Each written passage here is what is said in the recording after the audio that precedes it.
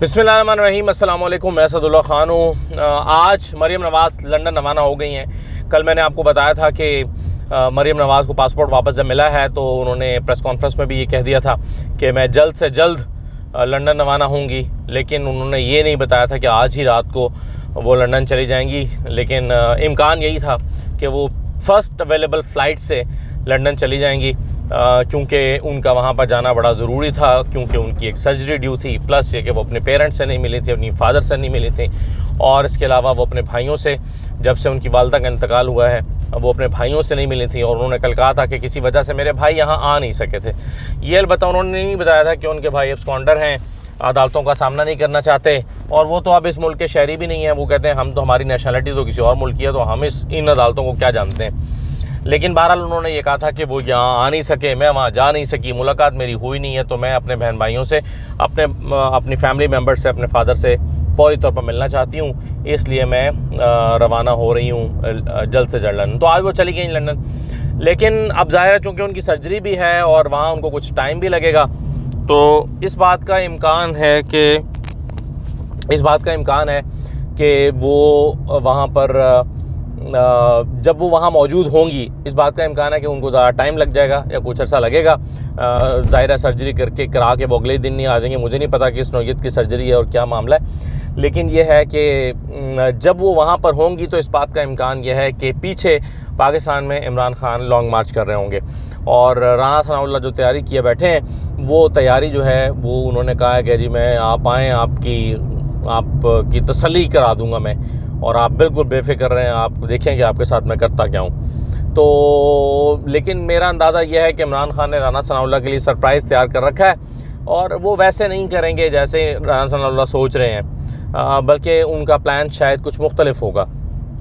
अब क्या प्लान है ये हमें नहीं पता, अब अंदाज़ा लगा सकते हैं, और वो अंदाज़े हम कई दफ़ा लगा चुके हैं। लेकिन इस बात का बहरहाल अब इम्कान नज़र आ रहा है कि जब इमरान खान लॉन्ग मार्च कर रहे होंगे तो मरीम नवाज़ लंदन में होंगी, वो यहाँ पर मौजूद नहीं होंगी।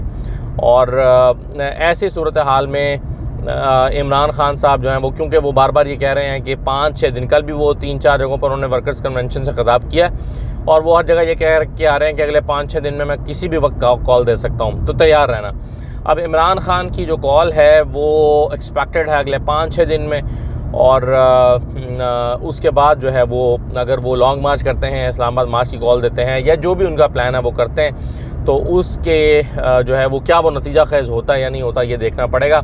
लेकिन इमरान खान इस बार बहुत कॉन्फिडेंट हैं कि वो ये नतीजा खेज़ होगा, क्योंकि वो ये कई दफ़ा कह चुके हैं कि अब मैं तभी कॉल दूँगा जब मुझे अंदाज़ा होगा कि मेरी कॉल नतीजा खेज़ साबित होगी। तो इमरान खान की कॉल किस तरह से नतीजा खेज़ साबित होगी ये तो ज़ाहिर हमें पता लगेगा। लेकिन बहरहाल ये है कि लंदन में अब मरीम नवाज़ साहिबा की जो मसरूफियात हैं, मुलाकातें हैं, उसके नतीजे में क्या चीज़ें तय पाती हैं, ये हम सोर्सेज से निकालने की कोशिश करेंगे कि ज़ाहिर है वो नई अपॉइंटमेंट जो है आर्मी चीफ़ की, उस पर अपने फादर के साथ मुशावरत करेंगी, अगले इंतखाबात के हवाले से करेंगी। फिर जो उनकी परेशानी की चंद वजूहात हैं, उनकी परेशानी की चंद वजूहात में एक वजह जो इमरान खान की मुबैना तौर पर एक मुलाकात जिसको उन्होंने तरदीद नहीं की ईवान सदर में, और उसके नतीजे में पैदा होते इमरान खान के लिए कुछ इम्कानात जो हैं, उन इम्कानात के नतीजे में नून लीग के लिए आने वाली मुश्किलात, उसका जायज़ा लिया जाएगा। और दूसरी बात मैं आपको बता चुका हूँ कि इस वक्त जो सूरत हाल है वो नून लीग के लिए इतनी परेशान कुन है कि वो इलेक्शंस में नहीं जा सकते, इलेक्शन कैंपेन नहीं कर सकते। और दूसरा एक जो मैंने थंबनेल में भी लिखा कि इमरान खान की मरीम नवाज़ की गैर मौजूदगी में क्या अहम चीज़ें होंगी, तो एक अहम चीज़ जो है वो तो एक्सपेक्टेड है मरीम नवाज़ की गैर मौजूदगी में इमरान खान का लॉन्ग मार्च, और दूसरी अहम चीज़ जो है वो एक्सपेक्टेड है उनकी गैर मौजूदगी में, वो हैं बल्दियाती इंतखाबात 16 अक्टूबर वाले, बल्दियाती इंतखाबात कह रहा हूँ, जो ज़िमनी इंतखाबात हैं 16 अक्टूबर वाले। अब जो ज़िमनी इंतखाबात हैं उसके लिए बहुत दिन से ये प्लान हो रहा था कि मरीम नवाज़ जो हैं वो मुहिम चलाएंगी, और ज़ाहिर है अभी तक जितने इंतखाबात हुए हैं उसकी मुहिम मरीम नवाज़ चलाती चली आ रही हैं।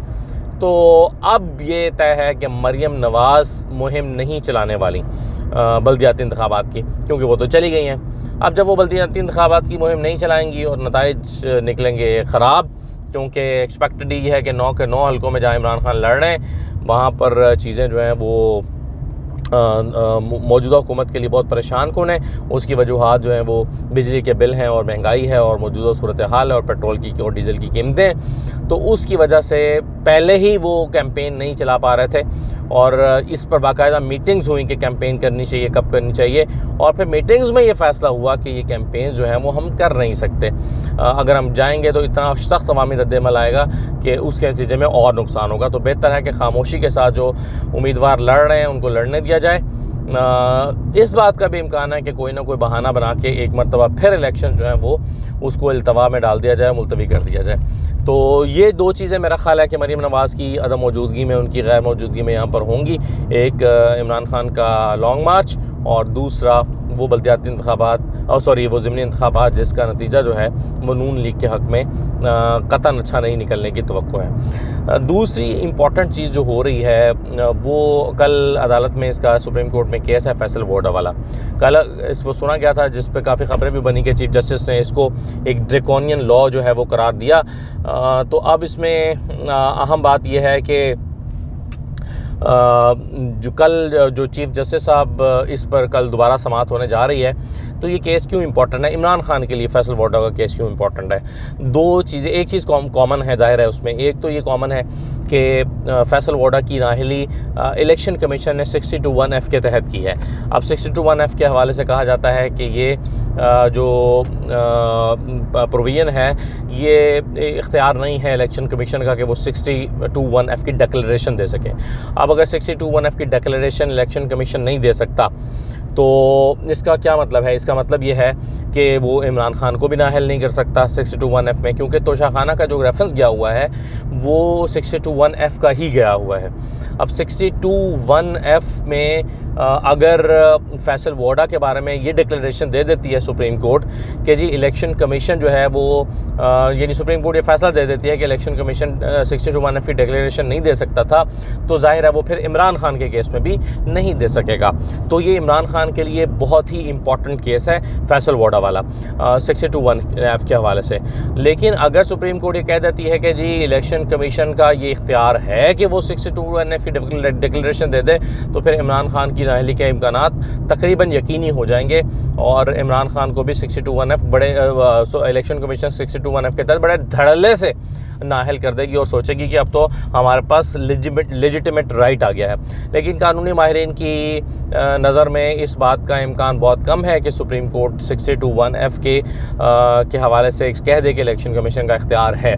कल इब्तदाई रिमार्क्स में ये तो सुप्रीम कोर्ट ने कहा है कि इसका जायज़ा ज़रूर ले सकती थी इलेक्शन कमीशन, और अगर हम ये कह भी देते हैं कि 60(1)(f) की डिक्लेरेशन इलेक्शन कमीशन नहीं दे सकते तो हक़ाइक़ तो वही रहेंगे जो फैसल वोडा के हैं, यानी दोहरी शरीयत के हवाले से। इसका मतलब क्या हुआ? जो मैं समझ पाया हूँ सुप्रीम कोर्ट ये कहना चाह रही है कि 60(1)(f) के हवाले से हक़ाइक़ फैसल वोडा के वही हैं। इलेक्शन कमीशन तो इस पर डिक्लेरेशन नहीं दे सकती थी, लेकिन हमारे पास आता तो हम उसको ज़रूर नाअहल कर सकते थे। अगरचे ये एक ड्रैकोनियन लॉ है लेकिन बहरहाल लॉ तो है, अगर हमारे पास आता तो हम ज़रूर इसको नाअहल कर देते फैसल वोडा को।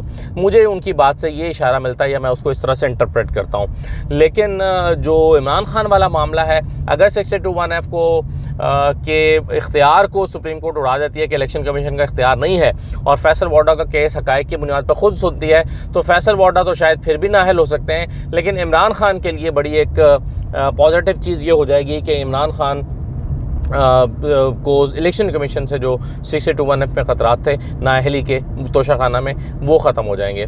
तो मेरा ख़्याल है कि ये जो कल का केस है मैं ज़रूर सुप्रीम कोर्ट जाऊंगा भी और इसको हम सुनेंगे, देखेंगे कि क्या आर्गूमेंट्स हो रहे हैं और उन आर्गूमेंट्स को फिर हम आपके सामने रखेंगे ताकि आप खुद भी एनालाइज़ कर सकें कि मामला किधर को जा रहे हैं और इमरान खान की तोशाखाना में नाअहली जो है उसके क्या हैं इम्कानात हैं और क्या इमरान खान को नाअहल किया जाएगा या नहीं किया जाएगा। तो ये तमाम चीज़ें हैं जी। इब्तदाई तौर पर अभी मैं जा रहा हूँ पब्लिक अकाउंट्स कमेटी का इजलास अटेंड करने के लिए, और पब्लिक अकाउंट्स कमेटी के इजलास में जो देखते हैं कि क्या एजेंडा है और क्या चीज़ें उसमें डिस्कस होती हैं। हमेशा कुछ ना कुछ वैसे पब्लिक अकाउंट्स कमेटी से ज़रूर निकल आता है, तो वो इंशाल्लाह फिर शाम में आपके साथ शेयर करते हैं। इजाज़त दीजिए, अल्लाह हाफ़िज़।